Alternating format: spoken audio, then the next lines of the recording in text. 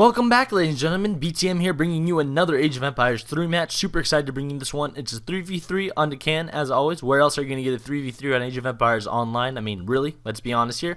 But before I get into the match, please let me know in the comments below how the audio quality is. It's been coming off a little bit quiet, so I take some steps here to fix that, and I'd just like to know if that goes well. Now, to the match, in yellow we have a British, in purple we have a Chinese, and in green we have a Japanese, and on my team we have Dutch in blue, red in German, and orange in Ottoman. And I have to say, this I think was one of my best played matches in quite a while.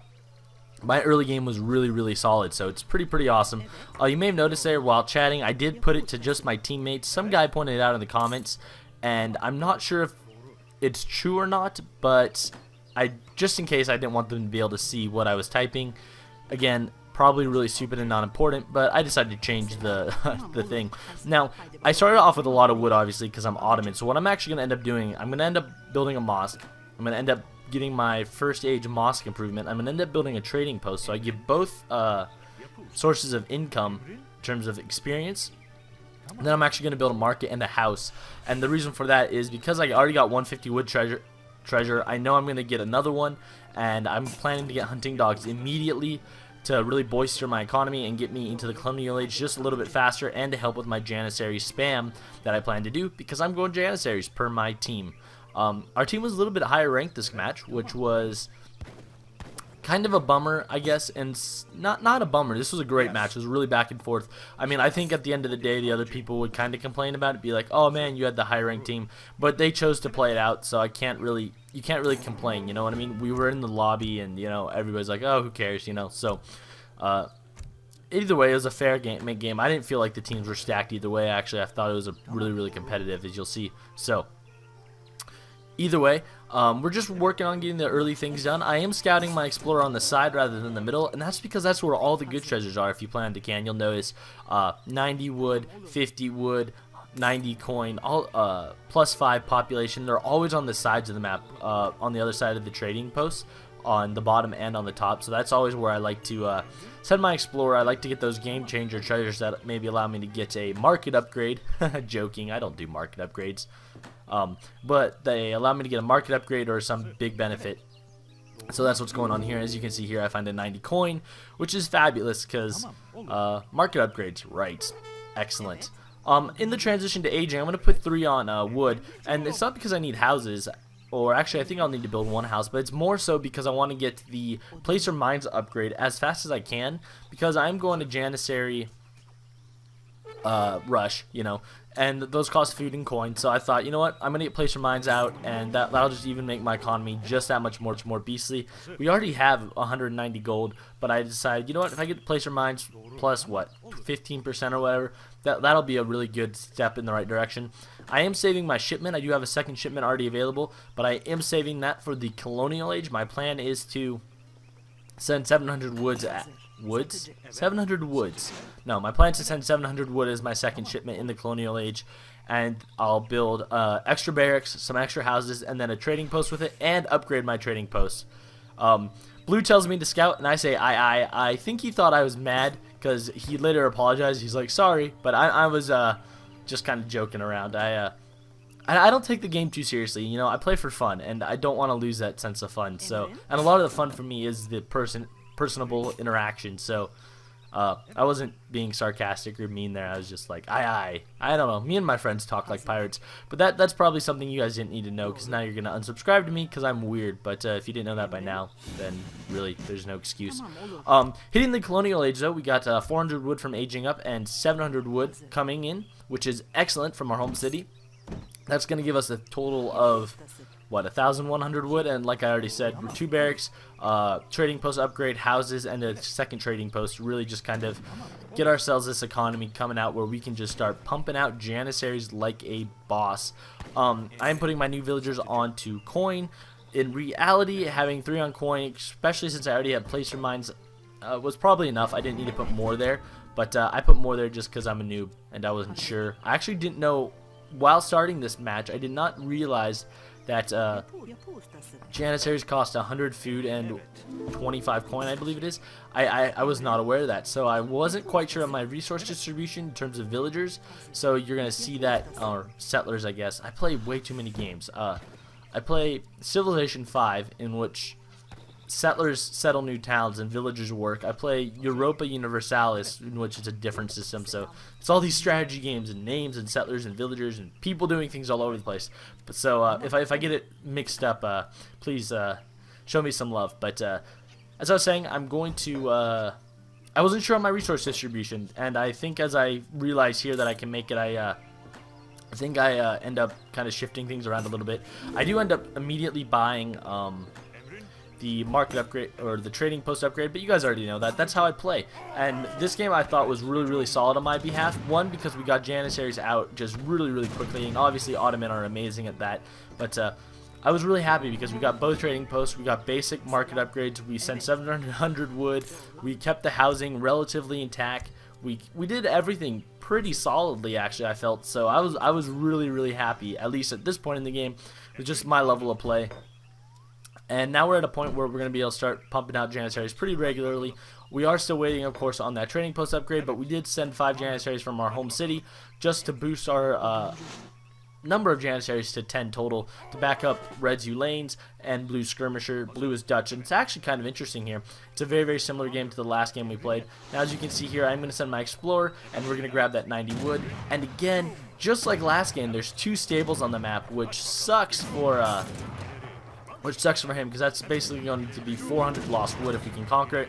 And no matter how much he runs around with his Hussar, he's not going to be able to stop me. What I'm going to do is I'm just going to keep my Janissaries right by Blue skirmishers to protect them. Ranged mode from a distance, melee mode if they get close. And I'm just going to, you know, cover Blue's rear end and be his buddy. As you can see here, though, I got a little bit away from Blue, so I'm going to end up walking to Blue with my Janissaries, just trying to do the right thing, protect him. I probably shouldn't have gotten separated from him in the first place because he's going to lose a few, and that was totally my fault. I should just know better as a player on a team game to kind of micromanage and keep my heavy infantry closer to his light infantry just for protection's sake. So I made a boo-boo. I do send, what do I send? I think I sent 700 gold. I thought to send that, then I was like, I can't send that. People are going to flame me in the comments. And by the way, guys, nobody flames me, but I do learn a lot from the comments, so I like referring to that. But at the same time, I'm incredibly prideful, so when I'm told, oh man, you could have done this better, it doesn't make me mad, but it kind of makes me like frustrated with myself, like, oh man, I did something wrong. They're telling me what to do, and it should be the other way around, you know what I mean? So, I do end up sending 700 gold. I think that was a better play, considering that I'm out of gold, and I need gold, and gold is goldenlicious. I didn't sleep again before I narrated, which not necessarily the wisest choice in the world before you sit down and talk to people for 40 minutes. By the way, this match was virtually lag-free, which is just fantastic. After the match we had yesterday that was just so laggy and choppy, I was just really thrilled to play a lag-free match. And as you can see here, I end up sending 300 gold just because I want more gold, but I do also end up gathering that treasure. And the Janissary stream is pretty damn big at this time, and that's the 4th time I've cussed in a video, guys. Congratulations. We'll be passing out medals to commence this ceremony. I really got to stop it, though. 4 times. I'm kind of disappointed. I try to keep it clean, although I tend to be a little bit of a potty mouth. But as you can see, we got a really good stream of Janissaries, and at this point we can more or less make them with impunity. And we're just going to just start tearing things apart. I don't know how well Janissaries do or do not match up with Ashugarus, actually. And I really should have, at this point, hotkeyed those barracks together. I will later on in the match. I do use hotkeys, actually, quite a bit in this match. But not yet, so don't get too excited. Stick around and you'll see me use some hotkeys if you really want to. As you can see here, though, we're just trying to micromanage. And it'd be really nice if Blue would focus his fire on those Choco Nos. Rather than the Hussar. Obviously I have the Hussar under control. I did put my Janissaries in melee mode, and now, you know, now we're kind of having to face the fact of dealing with all these. But once the immediate threats there, I take Janissaries out of melee mode, because it's more profitable for me to have them firing from a distance rather than just taking tons of peripheral damage trying to close a distance. By the way, peripheral means on the side, and that's why I call it peripheral damage. I don't know if anybody else has coined that term, so I'm coining it right here. I call it peripheral damage because it's damage on the side. It's like damage that's not really taken fighting for a cause. It's damage taken while walking. Another example of peripheral damage I can think of, since I made it up, would be standing under a fort and getting your head blown off by a cannon. Both are very unfortunate, slightly painful, and a real waste of hit points, especially in a rush game where every hit point counts. At this point, I am going to build an artillery foundry. I was noticing a lot of Chocono and a lot of longbowmen, so I was kind of like, well, maybe I should start going heavy on the Abyss, but I end up not doing that despite the fact I built it, which probably wasn't smart. And to be honest, we should have pushed here. They had nothing relative to us. We could have, I think, just completely just cleaned house, but it wasn't my choice, so, you know, and I'm very aggressive. I'm always like, blood, blood, more blood. Let us push and revel in their blood and slaughter them and pursue them when they are down and chop their heads off with giant knives. No, but in all seriousness, I would have liked to push here, especially considering just the amount of manpower we have. I don't really feel like there was a need to back off, but to each their own. You know, not everybody's done as great of a job starting this game off as I am, and not everybody has 2 trading posts and is capable of spamming Janissaries at will. So, what I'm going to end up doing, though, is I'm going to be looking to go to the Fortress Age. I'm going to hit the Fortress Age pretty quickly. That's right, guys. I actually age in everything. This match, oh, there was a lag spike. Okay, but that was like one of the only lag spikes the entire game. This match was like everything you guys could have possibly wanted. I age, I use factories, I even make culverines. Some guy in the comments said, hey, do you ever use culverines? I was like, hell no. Are you kidding me? And I even make culverines this match, and I use them to micromanage out some rockets. No spoilers there, but I'm just saying. You know, so this match was like everything you guys could have ever wanted, I think, and it's pretty awesome to see. Now, as you can see here, I really thought about making Abyss guns, but I ended up not doing it. Meanwhile, Yellow's running around, and the first time he came around, I was really good about getting my villagers in the town center before he popped around. The second time, I kind of forgot, but I do end up making a wall, because if you remember my previous team match, my Dutch 3v3, where the guy was too stupid to make a wall the entire time, then blamed us for us losing, yeah, making a wall. And again, very cynical, but really, if he had just made a wall, we would have been probably fine, even won that game, because they were just throwing stuff at us with no results, and it was really frustrating. Granted, I didn't play perfectly that game, so I probably should stop talking just because I could have done a better job on my own. So, not the end of the world. Meanwhile, I have like 50 Janissaries there, so I'm in a golden shape, and I now have enough resources to hit the Fortress Age, which I will indeed do right after I finish laying down some more walls, just to prevent Yellow from running any units around in here. I don't really want to give him any cause to attack me. Now, I did say I was going to age. To be honest, I probably would have forgotten if Blue had not announced to me that he was aging, but since Blue announced to me he was aging, I looked down, I'm like, wow, I have all these resources, I'm going to age too. I'm sorry guys, you caught me. I was trying to take credit for being smart and aging, but I was in reality just following Blue's lead, who reminded me to age, because he's awesome like that, I guess. So anyway, this kind of frustrates me though, because I felt like score-wise and military-wise, we could have just given Decisive death blow at this point. I mean, our scores are overall just way above theirs. They have like 115, 130, and 120, and we're like, what, 140, 190, and 160? 160, 150, and 160. Okay, so, but all around, I just felt like we should have pushed in and killed them. I would have liked to. But because that's not my choice, I do send a fort. I'm going to further our control of the plateau. And while they talk about getting ready to go, I bought a unit upgrade. That's right, guys. I mean, this game's got everything. Upgrades, aging. I'm going to build a town center eventually. Yes, I forget for most of the game. Don't hate me for it. And unit upgrades. Pretty sweet, huh? Honestly, though, I'm learning a lot from you guys. So it'd be unfair for me to be like, oh, look at me, I'm so great. Because, you know, it's a journey. Like I said in match 1, I said, you know, I'm learning this game. I didn't play Supremacy, I played Treaty, and I'm a pretty decent Treaty player, but I never really played Rush, so learning this in Rush has been a journey. So, all that to say, thank you guys. And notice there, I went to my fort wagon immediately. I'd like to give a big shout out and thank you to Caleb Pendergast, who told me that there was a hotkey for the fort wagon. He then told me what the hotkey was. I have since then forgotten it, but I used it in-game several times. I used it for my fort wagon, and I use it for my factory wagon. So if you're watching this, buddy, thank you so much. Honestly, though, you really helped me out there. Yeah, hotkeys are really, really effective for doing almost anything, and I got to start using more of them. Meanwhile, I'm going to keep building houses and keep working on... Yeah, I kind of had a little bit of a housing bump there, but that was one of the very few I had. For the most part, we did a pretty good job keeping our housing decent. Unfortunately for us, yellow is gaining at the bottom trading post that red controls, gaining ground at the bottom of the trading post that red controls.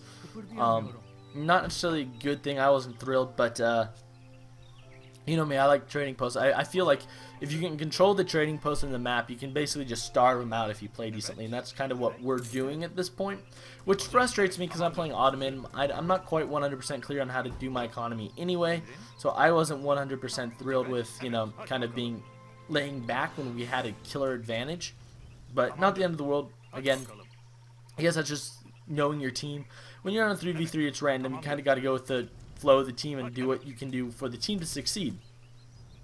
I'm sorry that my throat got really weird. I had to swallow. So, wow, my voice went weird too. As you can see though, red does a good job. He gets his lanes out of there, and we're just kind of pushing forward a little bit at this point. I guess testing the water, so to speak. I didn't want to just rush and siege the wall in case there was longbowmen on the other side of it. I don't think my teammates realized that's why I backed off. I think they were kind of like, wait, why'd you back off, man? I also wanted to back up just to protect that falconet in case the cav from the hussar from yellow started to try to flank. So that was kind of why I backed around. My goal was to kind of let the falconet do the dirty work of destroying the wall, whereas my janissaries were around there just to protect it. So that's why they're like seemingly walking around pointlessly. I wanted them to be able to walk in a big bad formation with their giant orange coats. Can't lie, they look pretty beastly. Am I right? I mean, you know, I wanted to be able to walk in right and just smash them. We have a huge advantage at this point. It's 2v1, or even 3v1, I guess, kind of. Nah, it's really 2v1. It's me and blue versus green.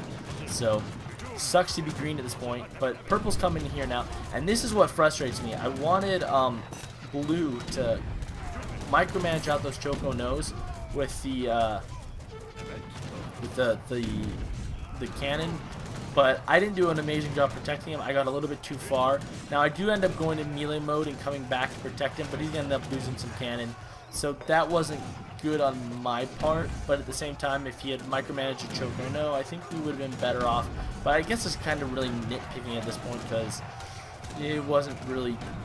It was my fault, I guess, that I let the cannon even be in a position where he couldn't have time to shift the fire and the focus of where he was firing on. I should have hung back, so that was my mistake there. But I still would have liked him to at least gotten his initial shots into purple's volley rather than green's, because green's troops don't scare me. Choco Nos are really a problem for me, so not the end of the world. At this point, though, we are going to make a strategic retreat, and there goes a derpy cannon. I'm like, no, don't let the cannon die, man. Fire it into that horde of Choco Nos, make me a happy person, but I don't know if it's going to happen or not, because I decided to focus on my economy, and I went to go save the cannon, but I failed, so I'm a loser. Not really, but now that we have the fort there, putting the fort there was a great reason why. It provides us an immediate strategic retreat where we literally only have to walk back like a second's worth of walking distance.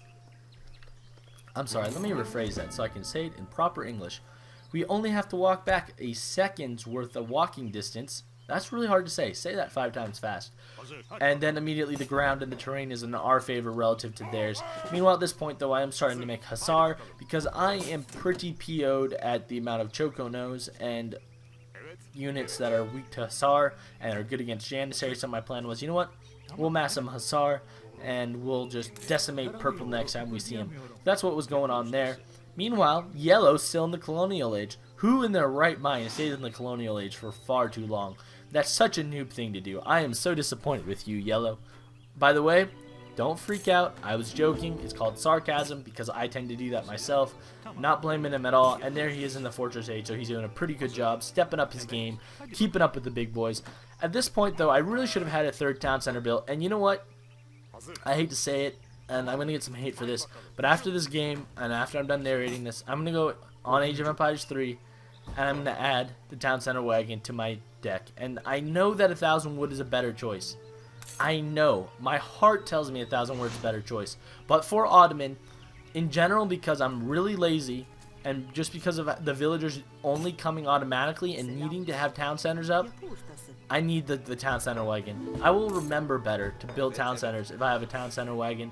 I will not remember if I do not have a town center wagon. And that's just knowing my playstyle. I'm lazy, and if I don't have a town center wagon, I'm probably going to do like this game where I'm in the Fortress Age forever and still making villagers out of one town center, with Ottoman at least.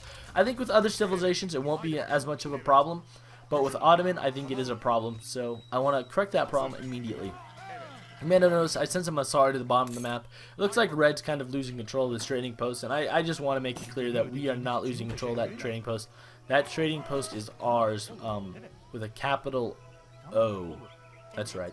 That trading post is ours, and I don't want to lose it. I am going to buy another unit upgrade, and you know what? When I age to the industrial age, which is going to be coming not super soonish, but relatively soonish, I'm then going to upgrade my Janissaries again. So I don't think I've ever upgraded my units this much in a rush game, which is either a very, very bad fact or a very, very amusing fact. Now, I noticed purple running out there chasing red, so I'm like, well, I'm going to sneak down here and do some siege damage to his wall. Maybe I'll get into his town, maybe not, who cares. Meanwhile, yellow's this little cheeky guy and is trying to like creep up his walls on me, and I'm like, hell no. So my first thing I do immediately is I send a villager to the top of the map, and my plan is, you know what, I'm going to sneak him back there, and he's probably going to be walling and thinking in his head, oh man, I just got all this land, and you know, I'm gaining land, and I'm playing so well, and yada yada yada yada. And in reality, I'm going to be building artillery foundries and stables and barracks and things of a very nasty variety to mess with him there. But with that being said, I don't really want to mess with those pikemen and lose anymore, so I'm going to send all my current Hussar up to the top of the map, because not only am I going to build that barracks up there, I'm not going to let him have this little area either. So I'm going to get both. I'm going to get both the top part of the map, and I'm going to get the little area he's trying to wall off, because I don't want him to have it. It's as simple as that. My land, man. My land. Not quite. But as you can see at this point, though, I want to age, but I'm not there yet. So I'm going to get there. But 10 idle villagers. Oh, my mine ran out, which wasn't the end of the world. What I end up doing is I end up sending them to another mine, and the show goes on, which wasn't bad. I never bought steel traps, so that was one weak aspect of my gameplay. I thought about it a few times, but I forgot, or I just didn't have the wood on hand, which was kind of stupid, I guess, but not the end of the world. And I am actually going to start building a little bit of a wall here, just a little bit of a protect me wall there to protect my stable, my artillery foundry, and kind of get some momentum going. As you can see here, though, I finally have a second town center built, which is fabulous. Now, I got lucky here, and I did a little trick.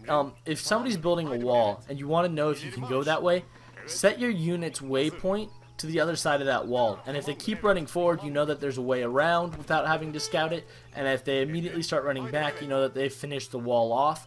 That's what I did there. If you notice, I set them to the other side, and they immediately went to the area that was open. And that's the computer's pathfinding for a win. It's very, very rare that the computer's pathfinding in this game is actually decent or good. No offense, it's just, we all know it.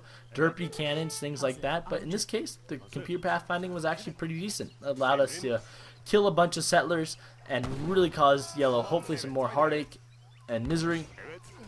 Meanwhile, also killed the units that were coming after our trading post, which was, again, a good thing. So, not the end of the world. Meanwhile, I'm aging to the industrial age, and my hope will be that once I'm at the industrial age, we can upgrade Janissaries and just really start preparing to spam Janissaries like nobody has ever spammed any unit before.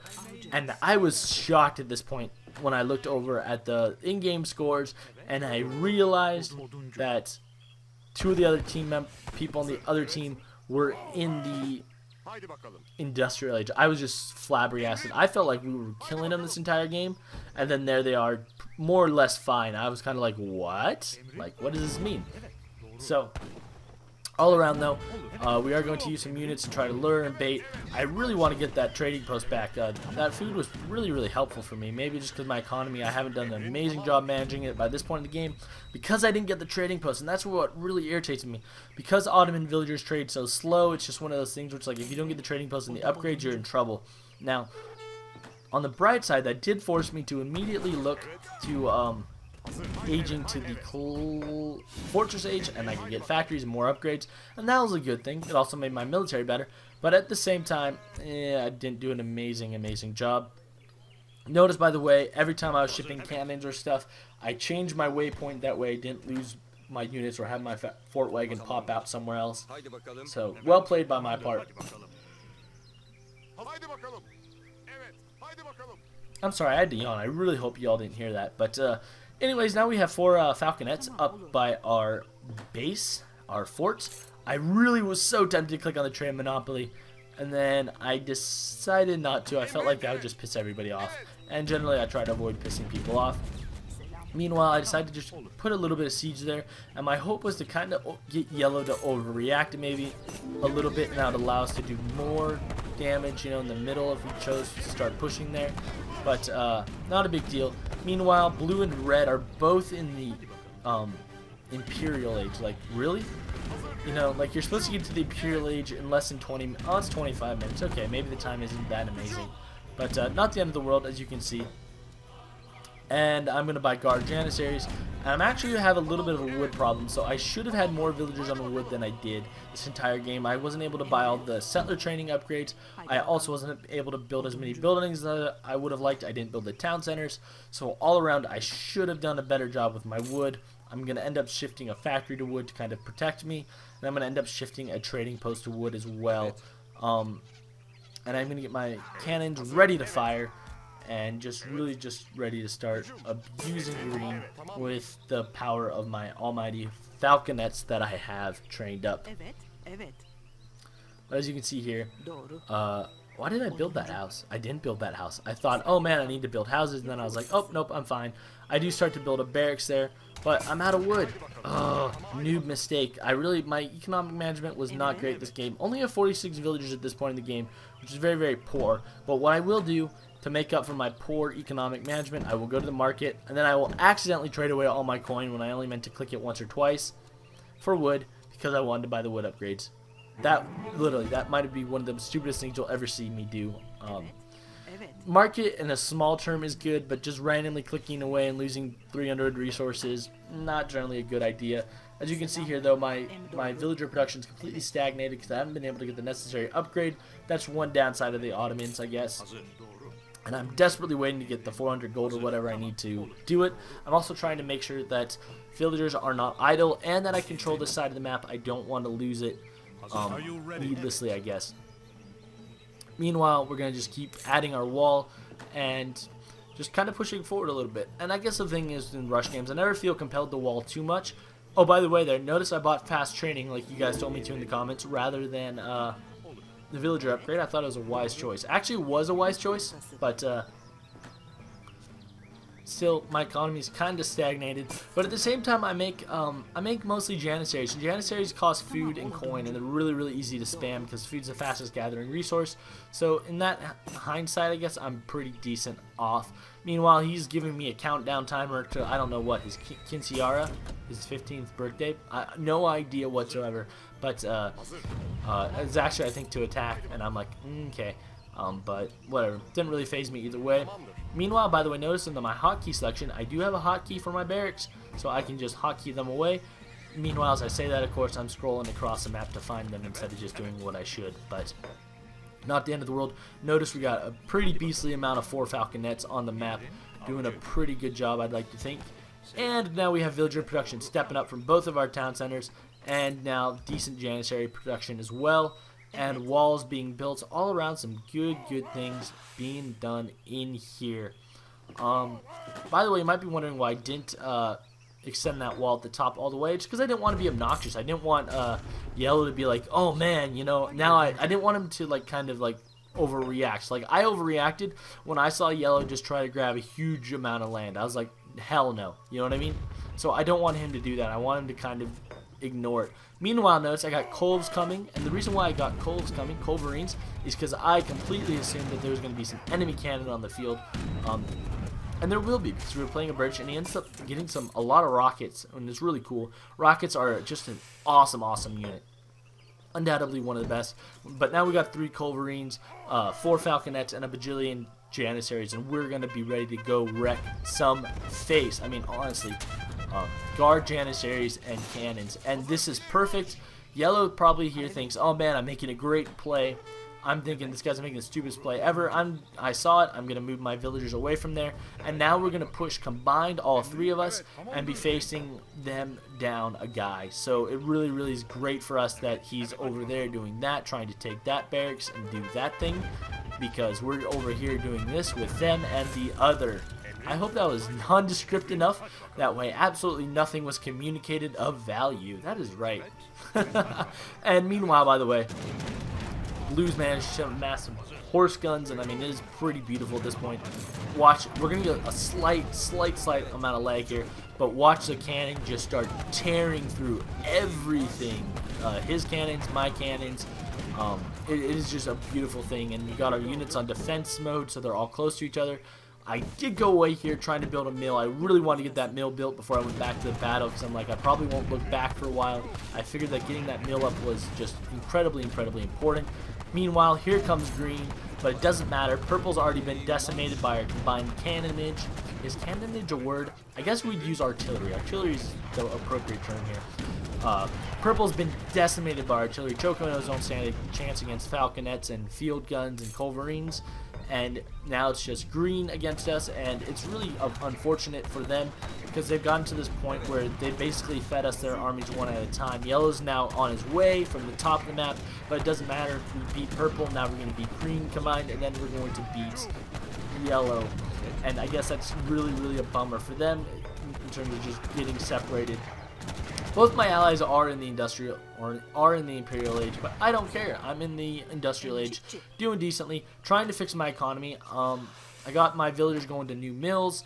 I'm going to end up shifting, I think, what my trading post back to food. I'm going to end up buying another farm upgrade just to make sure that my food total is really steady, because as you can see here, it's dropping a lot more than it really should be, but not the end of the world. Meanwhile, you can see I'm just kind of micromanaging my cannons a little bit. That's all you really need to do, to be honest, in a kind of a treaty battle or a large battle like this.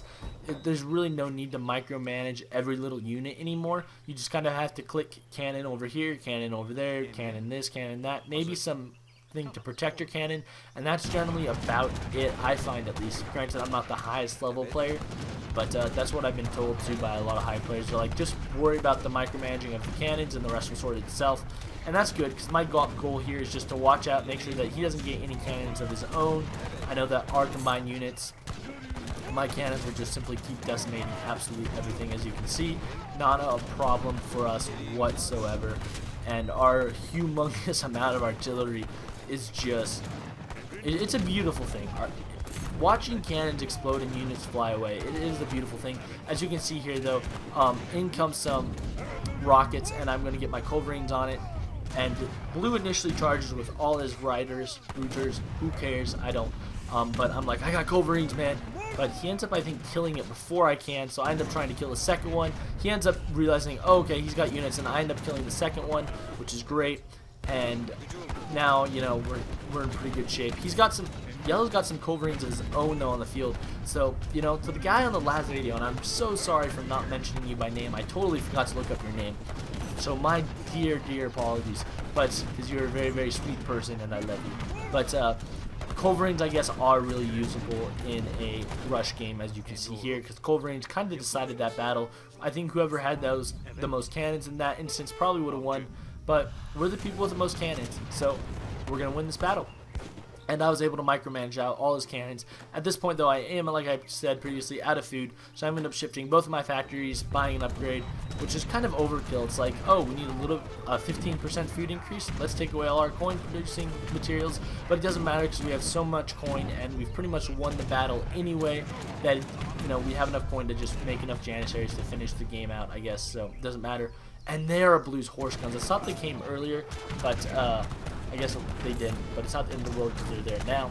Meanwhile, what's left of my units are here, but it's okay because we're going to micromanage out those rockets with our falconets and our culverines, as you can see here. So, you know, it's pretty much GG more or less. He manages to hit one of my falconets with a rocket, but not before I get one cannon and Blue manages to kill the other.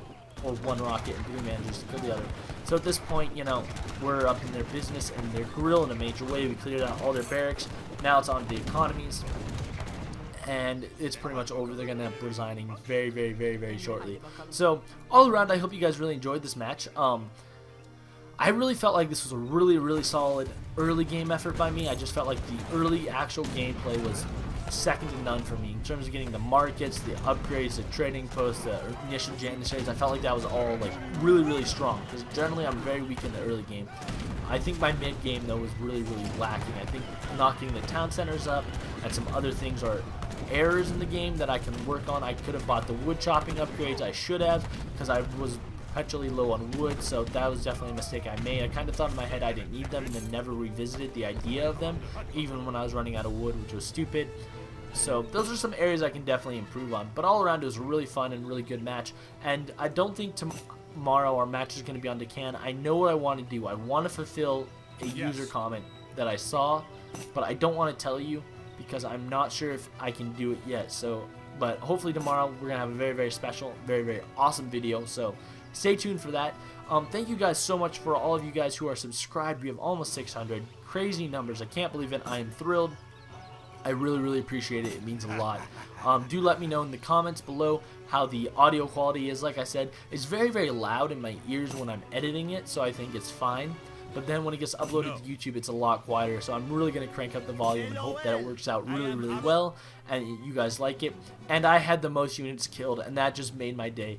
Even though I didn't have the best economy relatively, at least not on my team, and even though it seemed like everything was in trouble, we got the job done. We definitely pulled our weight. And being the lowest ranked guy on this team and doing that always makes me happy. I like doing that. I had the second biggest army as well. And I guess it just all went really, really, really well. So, it was a really, really fun match to play. Thank you guys so much for watching. And I do actually stop here and I look back at my villager count, just mine. And you can see here, I hit the fortress age and my villager growth was still really, really slow. I definitely should have had another town center. And I think the best way for me as a player to rectify that on my own probably is to send a town center wagon. That way I can build it in my home city really simply and do it that way. I know that's probably not the smartest choice, but for me with Ottoman, at least as I'm playing Ottoman, I think that's going to be a lot more helpful. No, I think that's going to be more helpful. Something else I'm going to look to is maybe a Janissary upgrade card, and I'll have a Janissary specific deck, an Abbess specific deck, and a Hussar specific deck, but those are things we'll look at later. So thank you guys for watching, and before we leave today, we do have a quote of the day. It's not from the Art of War though, it's from another famous general, and it says, "When we have defeated our enemy and put him to flight, we have failed. When we have surrounded him, cut him off, and destroyed him, we have succeeded." Alexander Suvorov. Thank you guys so much for watching. I'm BTM, and until next time, good luck and happy hunting.